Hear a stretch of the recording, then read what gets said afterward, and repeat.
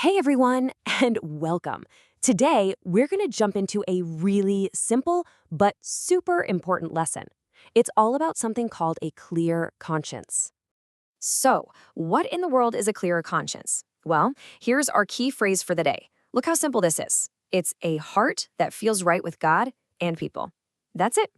It just means you feel good about your relationship with God and you feel good about your relationships with the people around you.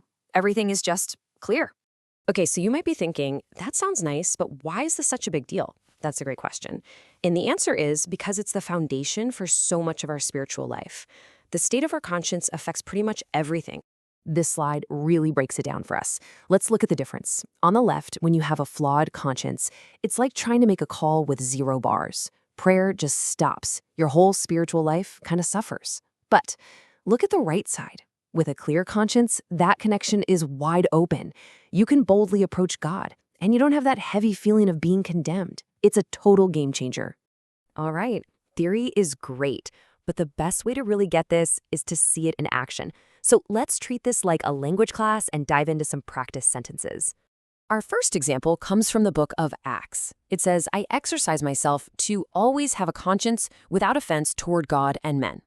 I love that word, exercise. It tells us this isn't something that just happens. It's something you have to work on, like training a muscle. And check this out. The Chinese text uses the word 操练, which also means to drill or to practice. So this idea of actively training yourself is right there in both languages. It's a really important part of the message. So here's the teacher's note, the simple breakdown. All this verse is really saying is that we should practice being honest and good, both with God when no one's watching and with everyone we meet every single day. Okay, practice sentence number 2. This is a famous one. Always rejoice, unceasingly pray, in everything give thanks. I like to think of this as a simple 3-part recipe for keeping that clear connection we're talking about. And here it is in Chinese. See how it says 常常 and 不住的? That means often and unceasingly. It really gives you the feeling that this is supposed to be a constant, active thing in your life. So what's our goal here? It's really, really simple. Number 1, be happy. Number 2, keep talking to God. And number 3, always say thank you. If you focus on these 3 things, it's pretty hard for your conscience to get all clouded up. All right, our last example for today adds one more little piece to the puzzle. But be watchful at every time beseeching. Watchful just means to pay attention, to be alert. And beseeching, that's just a fancy word for praying very sincerely. The Chinese here is super clear. It says to be awake and pray often. It's not about being worried or anxious. It's about being spiritually awake and present. And the teacher's note for this one?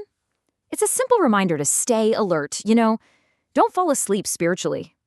Just keep that conversation with God going, not just sometimes, but all the time. Okay, so we've gone through a lot of great stuff. Let's boil it all down into one simple golden idea for today. Let's look at today's crystallization. It really comes down to these 3 simple steps. First, just start. Don't neglect prayer. Don't forget to talk to God.